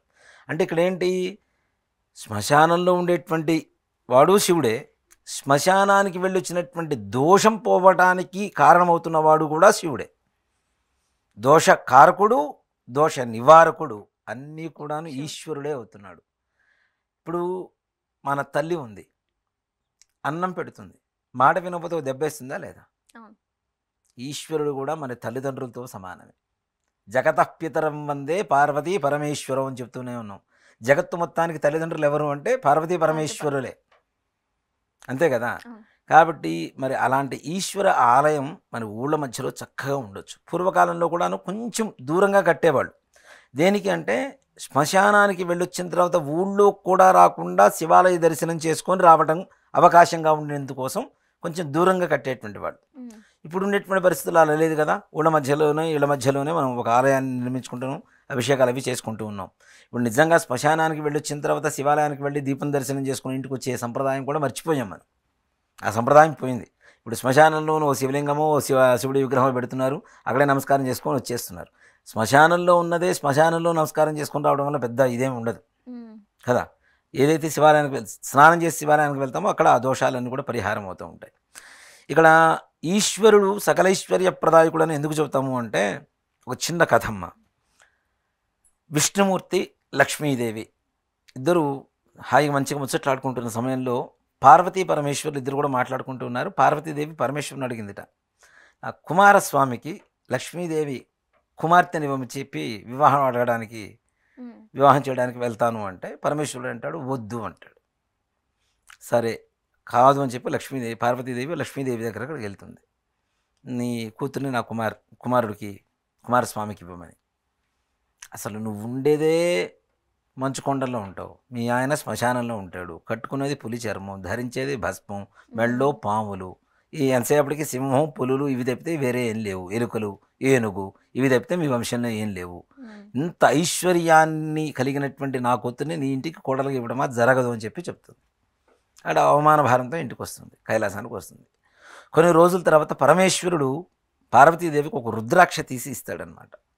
ఇచ్చి నేను ఒక యాగాన్ని చేద్దామనుకుంటున్నాను, ఈ యాగానికి ఈ రుద్రాక్ష ఎత్తు బంగారం మీ వదిన ఉంది కదా లక్ష్మీదేవి, ఆమె దగ్గర పోయి తీసుకురాపో అని చెప్తాడు.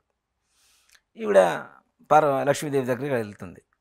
ఆవిడకి మళ్ళీ అనుమానం, మళ్ళీ ఇంకోసారి అడగడానికి వచ్చిందేమోనని ఇదిగా మాట్లాడుతున్న సమయంలో పార్వతీదేవి చెబుతుంది, ఇలా ఈ రుద్రాక్ష ఎత్తు బంగారాన్ని తీసుకున్నామని చెప్పి ఈశ్వరుడు చెప్పాడు, ఈ బంగారం ఇస్తే చాలు నేను వెళ్తాను అని.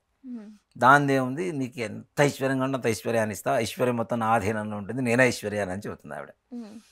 రుద్రాక్షను త్రాసులో పెడుతుంది, ఒకవైపు త్రాసులో, ఇంకోవైపు బంగారం పెడుతుంది. పెడుతూనే ఉంటుంది. ఎంత బంగారం పెట్టినా ఈ రుద్రాక్ష ఎత్తు మాత్రం బంగారం కాదు, సాక్షాత్ లక్ష్మీదేవే కూర్చొని ఉంటుంది. కూర్చున్నా కూడా ఈ రుద్రాక్ష మాత్రం, దాని ఎత్తు మాత్రం ఈ లక్ష్మీదేవి కూడా తూగట్లేదు. అంటే ఇక్కడ ఈశ్వరుడి దగ్గర ఉండేటువంటి ఐశ్వర్యం అనేది ఎంత ఉంది, ఒక రుద్రాక్షకి ఎంత ఉంటే ఆయన దగ్గర ఉండేటువంటి రుద్రాక్షలకి ఎంత బరువు బంగారం ఇస్తే తూగుతుంది. అంటే ప్రపంచం మొత్తం కూడాను ఆయన మాలలో ఉండేటువంటి ఒక రుద్రాక్ష బరువు ఎత్తు కూడా ఉండదు ఐశ్వర్యం అంతా కూడాను. అందుకని ఈశ్వరుని ఐశ్వర్యకారకుడు అంటారు.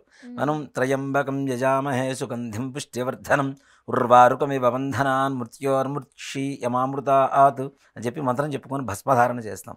భస్మం ద్వారా మనిషికి ముఖ్యంగా అన్నిటికన్నటువంటి ఒక విలువైనటువంటి వస్తువు ఏదైనా మనిషి దగ్గర ఉంది అంటే అది ప్రాణం. ప్రాణానికి మించింది ఇంకోటి లేదు కదా. ప్రాణం అంటే ఏదైనా అనుభవిస్తారు. ఆ ప్రాణమే లేకపోతే ఏమనుభవిస్తారు? అలాంటి మృత్యువును కూడా పారద్రోలి మృత్యుంజయుని చేసేటువంటి శక్తి కూడాను ఈశ్వరుడి దగ్గర ఉండేటువంటి భస్మం ద్వారా మనకి కలుగుతుంది. మంత్రం చదువుకుంటూ భస్మం. ఇప్పుడు చూడండి, చాలామంది కూడాను ఈ మధ్యకాలంలో ఒక గొప్ప వ్యక్తి కూడా, ఒక పెద్ద వ్యక్తి కూడా చెప్పారు. ఒక హాస్పిటల్కి సంబంధించినటువంటి వాళ్ళు. ఎవరు అంటే మన అపోలో హాస్పిటల్. అక్కడ కొంతమంది మృత్యువాత పడేటువంటి సమయంలో కూడాను వాళ్ళ పక్కన కూర్చొని వాళ్ళకి ట్యాబ్లెట్స్ అవి ఇస్తుంటారు కదా. వీళ్ళు మృత్యుంజయ మంత్రంతో ఆ ట్యాబ్లెట్స్ని మంత్రించి మరీ వాళ్ళ నోట్లో వేయటం అనేది ఉపాసన గారని రామ్ చరణ్ గారి మిసెస్ చూశారు అని చెప్పి వారే చెప్పారు కదా. దాని ద్వారా అంటే అలా చేయడం ద్వారా తొందరగా కోరుకుంటున్నారని కూడా చెప్పారు ఆవిడ. అంటే మంత్రానికి అంత శక్తి ఉంది. అది హాస్పిటలా ఇల్లా ఎక్కడ ఏంటనేది తీసి పక్కన పెడితే మనం స్మరిస్తున్నటువంటి భావన ముఖ్యంగా. కాబట్టి మృత్యుంజయుడు ఈశ్వరుడు, అలాగే ఐశ్వర్యకారకుడు ఈశ్వరుడు. పొద్దునే చూడండి, చాలామంది కూడాను స్నానం చేయగానే, ఇప్పుడు మనమంటే భస్మం ఏదో ఫ్యాషన్గా అట్లా ఇట్లా పెట్టుకుంటున్నారు, కానీ పూర్వకాలంలో మా పూర్వీకులందరూ కూడాను ఒంటి నిండా చక్కగా విభూతి చేతులు పోసుకొని, అది కూడాను మారేడు ఫలాన్ని మొత్తం లోపల మొత్తం తీసేసి, ఆ గుజ్జు మొత్తం తీసేసి ఎండబెట్టి దాంట్లో విభూతి పోసుకొని దానికి ఒక బిరడ పెట్టేవాడు. ఆ విభూతి దాంట్లోంచి తీసుకున్న విభూతిని చేతిలో వేసుకొని నీళ్లతో తడుపుకొని ఒంటి నిండా చక్కగా పూసుకునేవాడు. ఇక్కడ చూడండి, శ్రీఫలం అంటాం మనం మారేడు ఫలాన్ని కదా.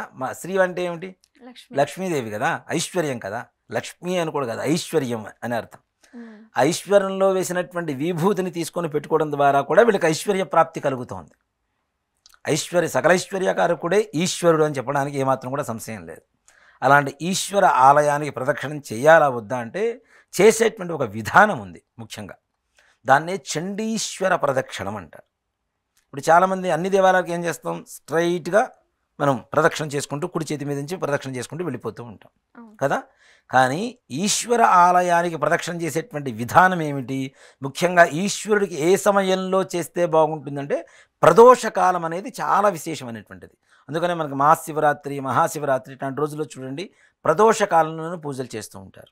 అలాగే సంకటహర చతుర్థి గణపతికి చేసేటప్పుడు కూడా సాయంకాల సమయంలో ప్రదోషకాలంలో చేస్తూ ఉంటారు. సుబ్రహ్మణ్య షష్ఠి ప్రదోషకాలంలో చేస్తూ ఉంటారు. దేవి నవరాత్రులు అవి కూడా ప్రదోషకాలంలో చేస్తుంటారు. అంటే ఇక్కడ శివ కుటుంబంలో ఉండేటువంటి ఈ శక్తులన్నిటికీ కూడా ప్రదోషకాలం అనేది చాలా విశేషమైనటువంటి సమయం. ఆ సమయంలో శివుడికి ప్రదక్షిణాలు చేయాలి. మనం పొద్దునంతా భోజనం చేసి ఉంటాం, మరి సాయంత్రం ఎలా ప్రదక్షిణాలు చేస్తాము అంటే, నిజంగా చెప్పాలంటే ఆహారమా నిరాహారమా, అసలు కొద్దిగా తిన్నామా అనేటువంటిది భగవంతుడు ఎక్కడా చుట్టలేదు. నువ్వు ఏమీ తినకుండా నీ ఆలోచన మొత్తం బయట వదిలేసినటువంటి చెప్పుల మీద పెట్టేసి శివుడికి ప్రదక్షిణాలు చేస్తే శివుడు ఏమైనా ఇస్తాడా? దాన్నే చిత్తం శివుడి మీద, భక్తి పాచెప్పుల మీద అని చెబుతూ ఉంటారు. చిత్తం అనేది ఎక్కడైతే చిత్తశుద్ధి కలుగుతుందో అక్కడ ఏ భగవంతుడైనా అనుగ్రహించడానికి అవకాశం కలుగుతుంది. చిత్తశుద్ధి లేని శివ పూజలేల, ఆత్మశుద్ధి లేని ఆచారమదేయాల, భాండశుద్ధి లేని పాకమదేయాల, విశ్వదాభిరామ వినురవేమ. నిన్న కడిగిన గిన్నె కడగకుండా వాళ్ళు అన్నం ఉండవు. అలానే చిత్తశుద్ధి లేకుండా శివ పూజలు ఉండవు. ఆత్మశుద్ధి లేకుండా నువ్వు నన్ను ముట్టుకోకు, నేను ఆచారంగా మడితో ఉన్నాను, ఇట్లాంటివి చెప్పడం కూడా కరెక్ట్ కాదు. ఎక్కడైతే ఆత్మశుద్ధి చిత్తశుద్ధి కలుగుతుందో అప్పుడు మాత్రమే ఈశ్వరుడికైనా ఎవరికైనా ఏ దేవుడికైనా పూజ చేయాలి అనేటువంటిది. ప్రదోషకాలంలో మరి ఎలా ప్రదక్షిణాలు చేయాలి అంటే, శివాలయంలో ధ్వజస్తంభం ఉంటుంది. ధ్వజస్తంభం దగ్గర నుంచి ప్రదక్షిణం మొదలు పెట్టుకొని మనకు ఉత్తరం వైపున శివుడి అభిషేకం చేసినటువంటి నీళ్లు, సోమసూత్రం అంటాం, అక్కడ చండీశ్వరుడు ఉంటాడు. అక్కడ ఆ నీళ్లు మొత్తం కూడా బయటకు వస్తూ ఉంటాయి. అభిషేకం చేసిన నీళ్లు మొత్తం ఉత్తరం వైపుకి, శివుడు ఏ ముఖంలో ఉన్నా నీళ్లు మాత్రం ఉత్తరం వైపుకే ఉంటాయి. దేనికంటే ఉత్తరం వైపు చండీశ్వరుడు ఉంటాడు కాబట్టి. ఉత్తరతో చండీశ్వరాయ నమః నిర్మాల్యం విసృజ్య అని చెప్పి మహాన్యాసంలో ఒక మంత్రం ఉంటుంది. అంటే ఎలాంటి పుష్పాన్నైనా దేనైనా సరే నిర్మాల్యాన్ని ఉత్తరం వైపుగా తీసేసేయండి అని చెప్పి శాస్త్రం చెప్తాం కదా. ఆ చండీశ్వరుడు వరకు వచ్చి అక్కడి నుంచి మరలా తిరిగి ధ్వజస్తంభం వరకు వెళితే ఒక ప్రదక్షిణ అవుతుంది. ధ్వజస్తంభం దగ్గర నుంచి చండీశ్వరుడు వరకు, చండీశ్వరుడు నుంచి మరలా తిరిగి ధ్వజస్తంభం వరకు వస్తే ఒక ప్రదక్షిణ అవుతుంది. ఈ విధంగా రోజుకు కనీసం ప్రదోషకాలంలో 5 ప్రదక్షిణాలు చేయగలిగితే అది శివుడికి ప్రదక్షిణ చేసేటువంటి విధానం మనకు ఉండేటువంటి ఇక్కడ చూడండి, పూర్వకాలంలో గ్రహాలన్నీ కూడా శివాలయాల్లో మాత్రమే ఉండేవి. గ్రహ బాధలు పోవాలంటే గ్రహాలన్నీ కూడాను శివుడు ఆధీనంలో ఉంటాయి కాబట్టి శివాలయంలో ఉంటాయి గ్రహాలు. ఈ గ్రహాల బాధల ద్వారానే మనిషి కలిగేటువంటి అనారోగ్యం, ఆర్థికం ఇవన్నీ కూడా బాధలు కలుగుతుంటాయి. కాబట్టి ఇలాంటి బాధలు పోవాలి అంటే ప్రదోష కాలంలో చేసేటువంటి చండీశ్వర ప్రదక్షిణ ద్వారా సకల కార్య సిద్ధి, సకల దోష నివృత్తి తప్పనిసరిగా కలుగుతుంది. ప్రదక్షిణ చేయవలసింది ఎలా చేయాలంటే ఈ విధంగా చేయాలి. ధ్వజస్తంభం టు ఉత్తరం, ఎక్కడైతే సోమసూత్రం అంటాం, పానవట్టం అంటాం, చండీశ్వరుడు అంటాం, ఆ చండీశ్వరుడు ఉండేటువంటి ప్రదేశానికి వచ్చి అక్కడ నమస్కారం చేసుకుని మరలా తిరిగి ధ్వజస్తంభం దగ్గరికి రావాలి. ఇలాంటి ప్రదక్షిణాలు తప్పనిసరిగా శివాలయానికి ప్రదక్షిణాలు చేయాలి, చేయవచ్చు కూడా. దాంట్లో ఏమాత్రం కూడా సమస్య లేదు. ఇప్పుడు మరి పూర్తిగా చేసేస్తారు కదా, మరి ఆ ప్రదక్షిణలకి అవి అసలు శివుడు అంటే ఒక్కొక్క దేవతకు ఒక్కొక్క రకమైనటువంటి విధానం ఉంటుంది కదా నాన్న. ఆ విధానాన్ని బట్టి మనం పోవాలి. మన ఇష్టం వచ్చినట్టు పోతామంటే కరెక్ట్ కాదు. ఇప్పుడు చాలామంది కూడా ఏంటంటే, ఇప్పుడు నేను చెప్పినటువంటి విధానంగా ప్రదక్షిణాలు చాలామందికి తెలుసు, పూజారులకు తెలుసు, శివాలయంలో ప్రదక్షిణ పనిచేసేటువంటి పూజారులకు తెలుసు, కొంతమందికి సనాతన ధర్మం గురించి తెలిసినటువంటి వాళ్ళు కూడా కొంతమందికి తెలుసు. కానీ కొంతమంది మాత్రం హేళనగా చూస్తుంటారు, వీళ్ళేంటి రివర్స్లో వస్తున్నారని. ఎవరు హేళన చేసినా ఏం చేసినా వదిలేసండి, దాని గురించి ఫలితం వచ్చేది మనకు. కాబట్టి తప్పనిసరిగా ఆ విధంగా చేయండి. మనకు అంటే పక్క వాళ్ళు నవ్వుతుంటే వాళ్ళకి చెప్పొచ్చు కూడా, ఇది ప్రదక్షిణ చేయవలసినటువంటి విధానం, ఇలా చేయండి అని చెప్పి వాళ్ళను కూడా ఈ భక్తిపరంగా ఎడ్యుకేట్ చేయడం ద్వారా, విజ్ఞానం కలిగించడం ద్వారా వాళ్ళు చేసేటువంటి ప్రదక్షిణాలు వచ్చేటువంటి కాస్తో కుస్తో పుణ్యం కూడా మనకు రావడానికి సంపూర్ణంగా అవకాశం ఉంటుంది. ఇది శివాలయ ప్రదక్షిణ విధానం. శివాలయానికి ప్రదక్షిణాలు చేయవచ్చు, చెయ్యాలి కూడా. గురుగారు, ఇప్పుడు తండ్రి ఉన్నవారు శ్మశానానికి వెళ్ళకూడదు అని అంటారు కదా, ఎందుకని? ఇక్కడ ఓ మాట చెప్తానమ్మా. శ్మశానంలో జరిగేటువంటివన్నీ కూడా దహన సంస్కారాలే కదా. ఈ దహన సంస్కారాలు చేసేటువంటి సమయంలో కొడుకు, తండ్రి ఉన్నాడు, మా నాన్నగారు ఉన్నారు, నేను వెళ్ళాలా లేదా అనేది ఒక పెద్ద సమస్య.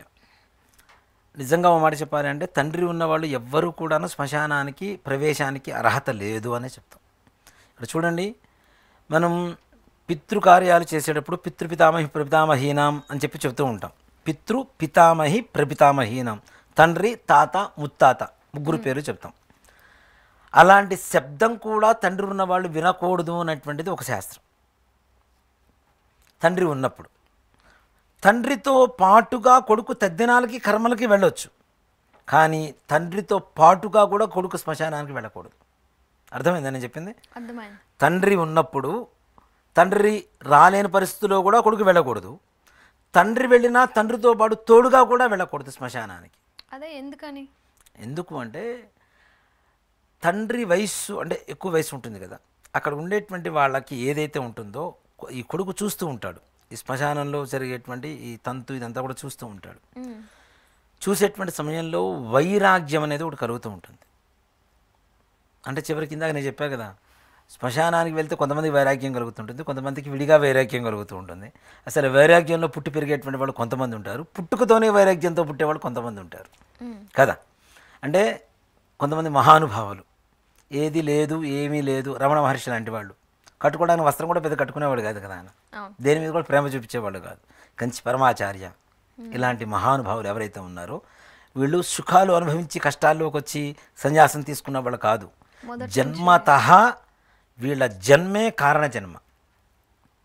అంటే వీళ్ళు సన్యాసులుగా ఉంటూ మన భారతదేశాన్ని, ప్రపంచాన్ని ఉద్ధరింపజేసేటువంటి శక్తివంతులుగా ఉండాలి అనేటువంటిది ముందుగా జరిగినటువంటి పరమేశ్వర సంకల్పంతో జననం కలిగినటువంటి మహానుభావులు వీళ్ళందరూ కూడా.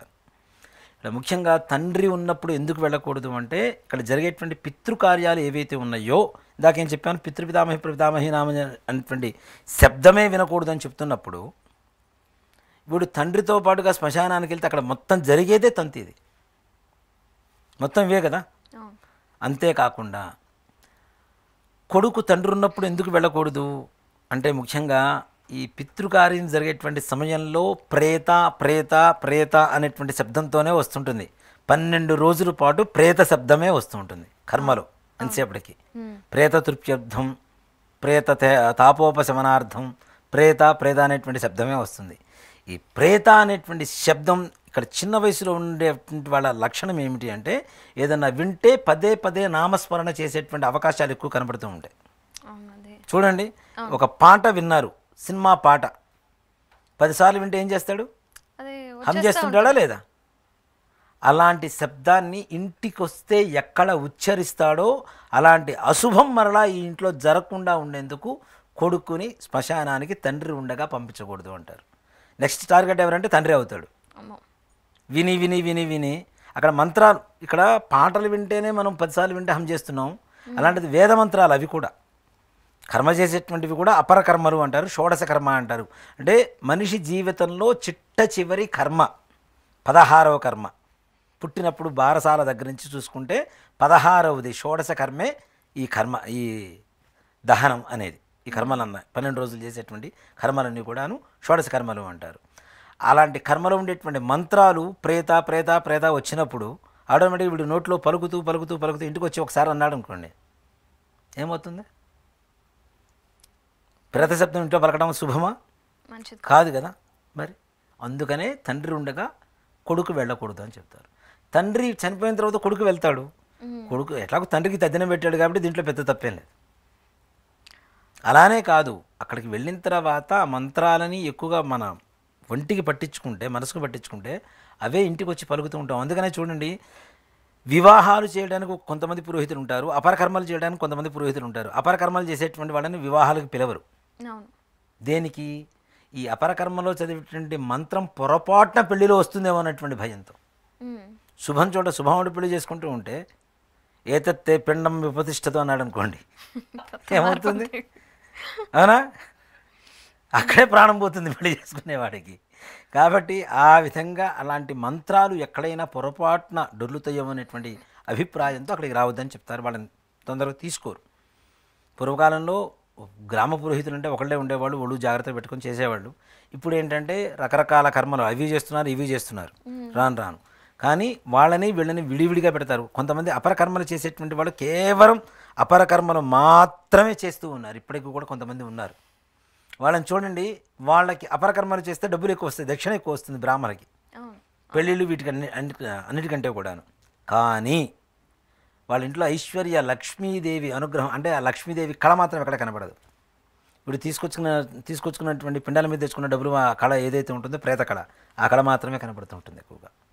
వాడు ఎంత సూట్ వేసినా వాడి మొహంలో అదే కనపడుతూ ఉంటుంది. ఎందుకు? ఇక్కడ ముఖ్యంగా చెప్పాలి అంటే అవి చేయకూడదు అని కాదు నేను చెప్తోంది.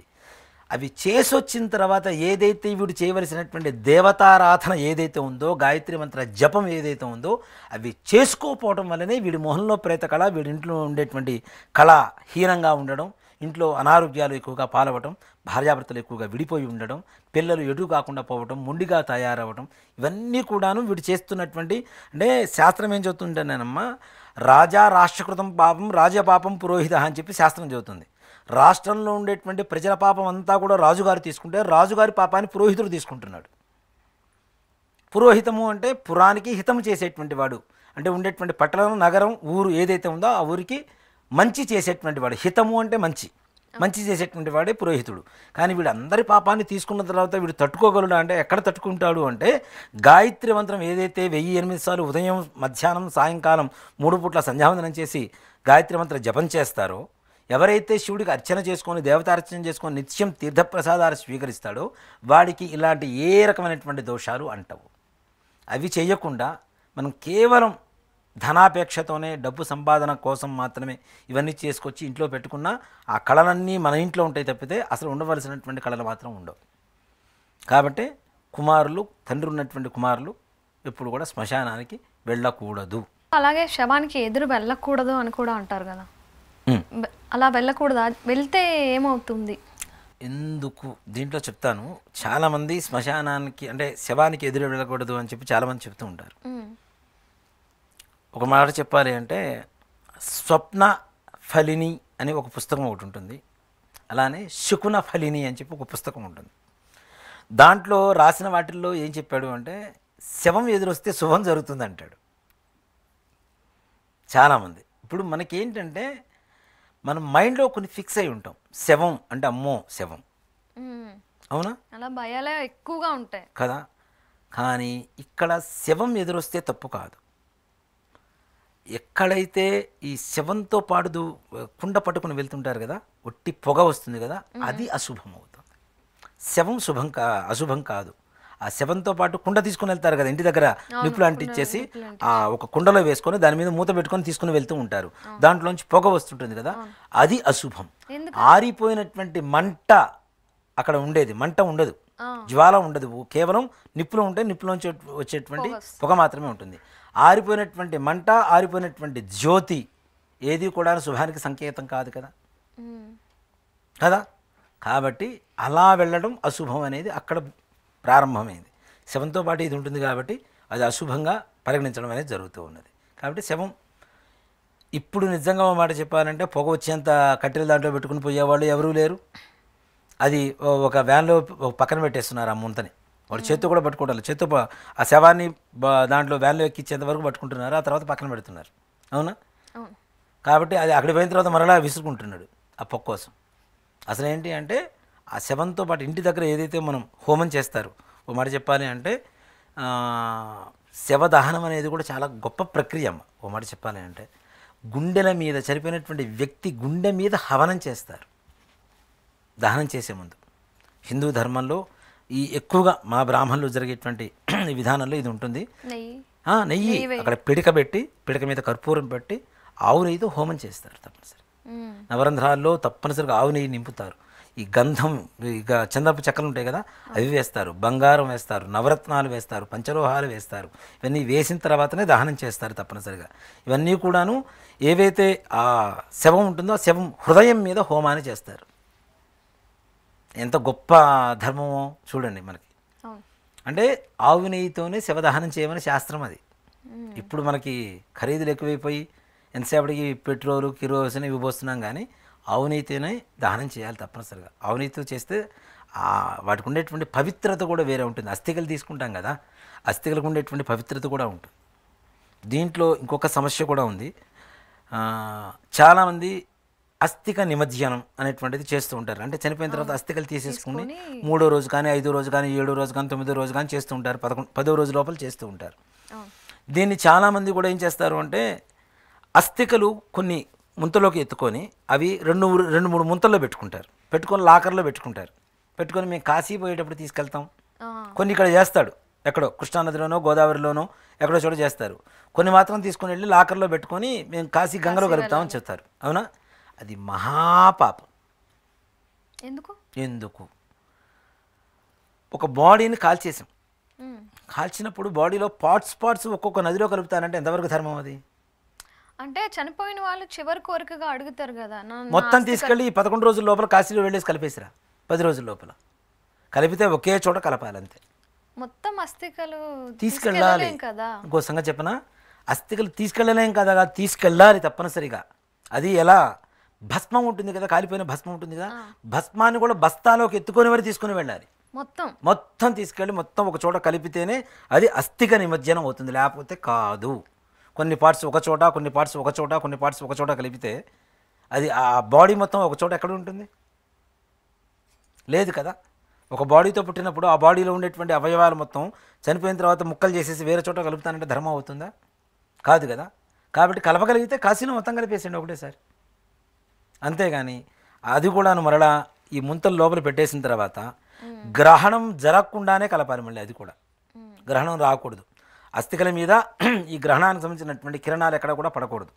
కాబట్టి ఆ గ్రహణం వచ్చే లోపల మాత్రమే ఒకే నదిలో లేదా త్రివేణి సంగమం కావచ్చు, ఇంకే చోటైనా కావచ్చు, కలపాలి అనుకున్న చోట ఏదైనా ఒకే చోట ఒకేసారి కలపడమే అస్థిక నిమజ్జనానికి మంచిది అని చెప్పాలి.